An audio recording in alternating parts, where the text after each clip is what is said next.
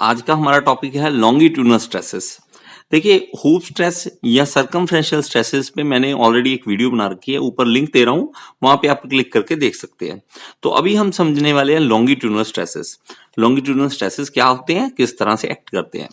तो ये देखिए, मेरे पास मान लो कि यहाँ पे एक बॉयलर है। बॉयलर क्या है, सिलेंड्रिकल शेप का है, और सिलेंड्रिकल शेप में इसमें बॉयलर में मेरे पास स्टीम है, हाई प्रेशर स्टीम है, जो कि अब देखो, मैंने इसलिए आपको बोला हूप स्ट्रेस समझ लो, क्योंकि उससे समझने के बाद ये वाला ज्यादा जल्दी समझ आ जाएगा।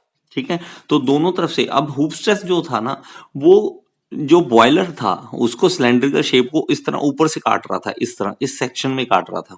ठीक है, लेकिन अभी लॉन्गिट्यूडनल स्ट्रेसेस कैसे एक्ट करेंगे, वो कुछ इस तरह से एक्ट करेंगे। अगर प्रेशर इसको यहाँ पे जनरेट हो रहा है, ठीक है, लेंथ के साथ साथ यहाँ पे जनरेट हो रहा है प्रेशर, तो इसको बीच में से तोड़ सकता है, बीच में से ना टूटे, इसलिए हम क्या करेंगे, उसकी स्ट्रेसेस पे एनालिसिस करेंगे।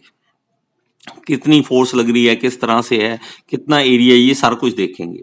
तो ये कट सकता है, ऐसे अगर तोड़ेंगे तो ये टूट सकता है, बीच में से कट सकता है। उसको मैं कैसे बनाता हूं कि यहां से देखो, मान लेते हैं कि ये इस एक्सिस से टूट सकता है। ठीक है, तो अगर ये दो हिस्सों में टूट जाएगा तो किस तरह से दिखेगा, वो कुछ इस तरह से दिखेगा। अगर मैं इसका रफ बना दूं एक, देखो ये कुछ इस तरह से होगा कि ये दो हिस्सों में बट जाएगा। ये यहां पे एक हिस्सा इसका, ठीक है, और दूसरा हिस्सा ये होगा। ठीक है, तो इस तरह से ये टूट जाएगा, ये इस तरह से होगा। तो ये जो स्ट्रेस है वो किस तरह होगी, हमारे पास ये है प्रेशर जो कि इनसाइड इसको तोड़ने की कोशिश कर रहा है। ठीक है, मैं फिर से आपको बता दूं, हमें मैकेनिकल में बस इतना समझना है, ठीक है, कि दो फोर्सेस हैं। एक मान लो कि हमारे पास है ऊपर जाने वाली, एक है नीचे जाने वाली, दोनों को इक्वल करना होता है। यहां हमारे पास क्या होता है कि लेफ्ट जाने वाली फोर्स को राइट जाने वाली फोर्स के बराबर करना होता है, इतना काम होता है। ये रस्साकसी की गेम है और कुछ नहीं है। रस्साकसी की गेम है कि एक जना इधर से खींच रहा है, दूसरा इधर से खींच रहा है, इनको हमने बराबर करना है। इसमें हमारे पास देखो दो फोर्सेस हैं, एक है तोड़ने वाली फोर्स, तो तोड़ने वाली फोर्स जो कि इसको जोर लगा रही है ताकि ये टूट जाए, तोड़ने वाली। और दूसरी फोर्स कौन सी है, दूसरी हमारे पास इसको बचाने वाली। देखो, अब इंग्लिश में अगर पढ़ते हैं तो इसका नाम कुछ अलग बन जाता है। ठीक है, यही अगर हिंदी में हम लिख लें इसे तो कितना इजी लगता है इसे समझना, है ना, बड़ा ही इजी लगता है इसको। तोड़ने वाली फोर्स का मतलब क्या है इंग्लिश में, बर्स्टिंग फोर्स, बर्स्ट कर जाएगी, बर्स्टिंग फोर्स है। ठीक है, और मेरे पास जो बचाने वाली फोर्स है उसको हम क्या कहेंगे, उसको कहेंगे रेजिस्टिंग फोर्स, रेजिस्टिंग फोर्स। ठीक है, इंग्लिश में ये आ जाएगा और कुछ नहीं है।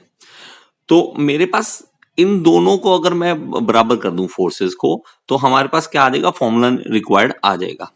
अब मेरे पास अंदर से क्या लग रहा है, प्रेशर लग रहा है, किसका, स्टीम का।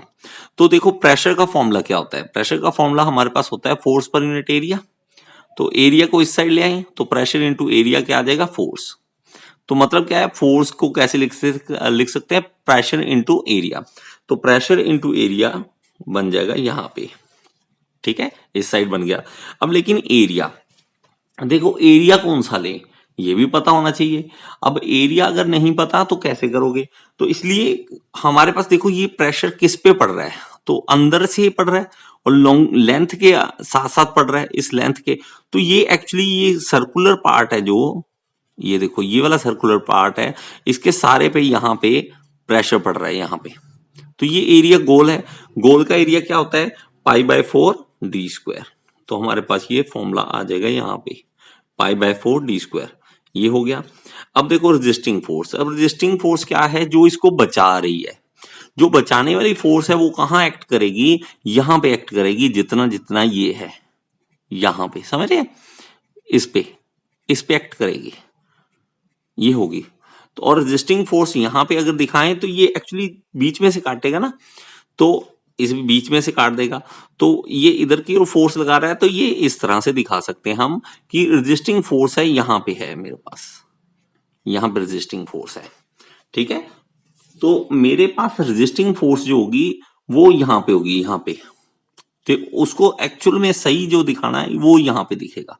तो अगर मैं सर्कुलर पार्ट को कुछ इस तरह से बना लूं कि मेरे पास सर्कुलर जो पार्ट है वो यहां पे है, ठीक है, किस तरह से है ये देखिए, ये यहाँ पे सर्कुलर पार्ट में यहां बनाता हूं, चलो इजी हो जाएगा थोड़ा समझना कि यहाँ पे सर्कुलर पार्ट है, ठीक है, जो रेजिस्टिंग फोर्स है वो यहाँ पे पड़ रही है, ठीक है, यहाँ पे रेजिस्टिंग फोर्स है, समझ रहे, तो ये बाहर की ओर आ रही है अपनी तरफ, इस तरफ आ रही है रेजिस्टिंग फोर्स, ये है।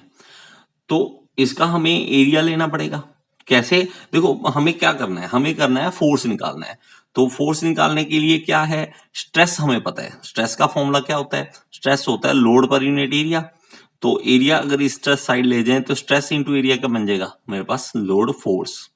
तो मेरे पास ये स्ट्रेस इंटू एरिया यहां लिख देंगे हम, कहां पे, यहां पे स्ट्रेस इंटू एरिया यहां पे लिख देंगे, ठीक है। तो ये कौन सा स्ट्रेस है, लॉन्गिट्यूडनल स्ट्रेस, तो एल से लिख देंगे इसको, स्ट्रेस को एल से लिख देंगे कि लॉन्गिट्यूडनल स्ट्रेस है। तो लॉन्गिट्यूडनल स्ट्रेस जो यहां पे, अब एरिया, अब देखो एरिया हमें फाइंड आउट करना है, किस तरह से करेंगे हम, कि हमारे पास ये किस पे पड़ रहा है, अगर हमें ये पता है कि कहां पे ये पड़ रहा है फोर्स, अगर ये पता है तो सब कुछ पता है, ठीक है। अब देखो अगर मेरे पास सर्कुलर पार्ट, ये देखो इतने सारे पे पड़ रहा है ना ये, ठीक है, ये सारे पे मैं यहां पे बता दूं कि यहां पे ये स्ट्रेस है, तो इसका एरिया, अरे सिंपल है, अगर हम देखें इसको, ठीक है, बड़ा ही सिंपल है। एक काम करो कि हमारे पास मान लो कि गोल चीज है कोई, ठीक है, अगर इस गोल चीज को मैं खोल दूं, ठीक है, इसको खोल के सीधा रख दूं तो किस तरह से होगा, ये इस तरह से बन जाएगा। अगर प्लेट है ना, ये गोल प्लेट है हमारे पास, गोल प्लेट को अगर खोल दें तो ये खुल जाएगा, खुल के ऐसा दिखेगा। अब इसका एरिया बताओ क्या होगा, लेंथ इंटू ब्रेथ होगा। और लेंथ है क्या, ये लेंथ है 2 पाई आर, क्योंकि गोल घूम के क्या थी, वो थी 2 पाई आर थी ना, 2 पाई आर थी, ये लेंथ है 2 पाई आर, 2 पाई आर, और ये थिकनेस है टी, ये है टी, टी थिकनेस है। तो एरिया निकल गया ना, इजी है। आप इस चीज को समझो कि फॉर्मूला कैसे बनता है।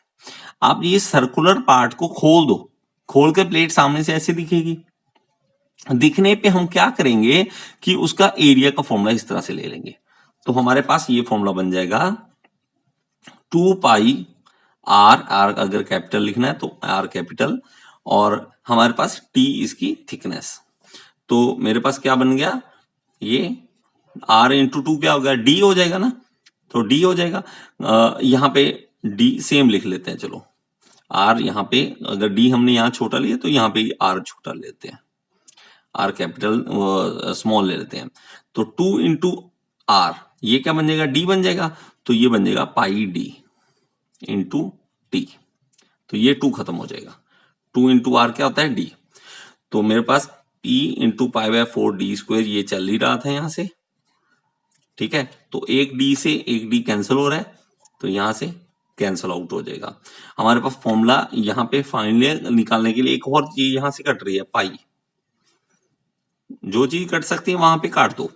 अब रह क्या गया हमारे पास, लॉन्गिट्यूडनल स्ट्रेस इधर लिख लो, टी नीचे ले आओ, तो P into D bye 4T, ठीक है, 4T, ये हमारे पास फॉर्मूला आ गया। ये फॉर्मूला किसका है हमारे पास, ये हमारे पास है लॉन्गिट्यूडनल स्ट्रेस का, ठीक है। तो ये स्ट्रेसेस वगैरह सारा कुछ देखो कितना आसान हो जाता है कि आपके पास देखो प्रेशर हमें पता है, प्रेशर गेज से निकल जाएगा, डायमीटर हमें पता है, इजी है, हमारे पास इंची टेप होना चाहिए, डायमीटर निकल जाएगा, थिकनेस भी निकल जाएगी, तो हमारे पास स्ट्रेसेस आएंगे। मेन चीज देखो, डी डायमीटर हमेशा फिक्स होगा। अब बॉयलर है, एक बार बॉयलर ले आए, बार बार तो ये तो है नहीं कि डायमीटर चेंज हो जाएगा पड़े पड़े का, डायमीटर वही का वही है, थिकनेस वही की वही है, ठीक है। निग्लिजिबल चेंजेस अगर आप कहो बहुत चेंजेस, इतना ज्यादा चेंजेस नहीं आ रहे हैं ना, तो हमारे पास रह क्या गया, सिर्फ एक रह गया प्रेशर। मतलब सिर्फ आप प्रेशर गेज देखो, ठीक है, प्रेशर गेज है हमारे पास मेन चीज, प्रेशर गेज पे देखो प्रेशर, बस मतलब हमें अगर लिमिट पता है कि लॉन्गिट्यूडनल स्ट्रेस मेरा मान लो कि 200 न्यूटन पर mm स्क्वायर पे टूट जाएगा, हमें लिमिट पता है, ठीक है, लिमिट पता है, तो उससे प्रेशर निकलाएगा कि इतना प्रेशर रखना मेरे भाई, इससे ज्यादा मत करना। बात समझ रहे हैं क्या कह रहा हूं? आप चीज को समझ के देखो। एक मैं चाहता हूं आप थोड़े से अलग आइडिया से सोचो कि किस तरह से ये इंजीनियरिंग में चलता है चीजें। अगर मेरे पास मान लो कि यहाँ पे छोटा सा फॉर्मूले में हम पुट करके देख लेते हैं, चलो ठीक है, लिमिट्स की बात करते हैं ना, तो यहाँ पे लॉन्गिट्यूडनल स्ट्रेस मान लेते हैं, चलो 200 मान लेते हैं, 200 न्यूटन पर mm स्क्वायर, तो mm में सारी वैल्यू ले रहा हूं। थिकनेस और डायमीटर हमें मान लो पता है, तो ये हम मानते हैं, चलो 10 मान लेते हैं इसे, और थिकनेस मान लेते हैं, थिकनेस मान लेते हैं 2, ठीक है 2 मान लेते हैं, चलो तो प्रेशर निकल आएगा। प्रेशर किस तरह से, ये इधर चला जाएगा, ठीक है, तो किस तरह से फॉर्मूला बन जाएगा, अब प्रेशर निकल जाएगा, देखिए 5 से ये कैंसिल हो रहा है 5, और ये 200 ये कट जाएगा, 5 का 20, 40, 4 से 16, तो 160, ये क्या आ गया हमारे पास, 160 क्या आ गया, प्रेशर की वैल्यू आ गई। आप इस चीज को समझो, न्यूटन पर मीटर स्क्वायर पर mm स्क्वायर, mm में लिए वैल्यू तो mm, तो ये लिमिट की वैल्यू आ गई किसकी, प्रेशर की, ठीक है। हमें इस प्रेशर से नीचे ही रखना है हमेशा, ताकि लॉन्गिट्यूडनल स्ट्रेसेस के कारण कहीं ये टूट तो नहीं जाएगा।